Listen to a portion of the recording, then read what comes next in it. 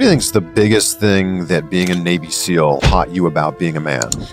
I just been having some post-traumatic problems. In fact, it reared its head this winter when I was in Tucson. I wanted to buy my wife a bottle of wine. When I brought it up to the counter, the young lady asked me for an ID. And I looked at her and I said, I'm 72 years old. Why do I need to show you an ID? She said, well, if you don't show me one, I won't sell you the wine. And I looked at her and I said, you know, you're bringing back post-traumatic stress to me. She goes, what do you mean? I said, nobody asked me when I was 19 years old after being trained for an entire year when they sent me to Vietnam if I was old enough, because when I did my first tour, 9 months in Southeast Asia, I went into my executive officer and I said, I want to go back to Vietnam right now. And he looked at me and he said, what's the problem? And I said, here's the problem. I can't go up on Orange Avenue and buy a beer. I can't even vote. So I was given no privileges of being an adult, and yet they sent me to war. That's my stress.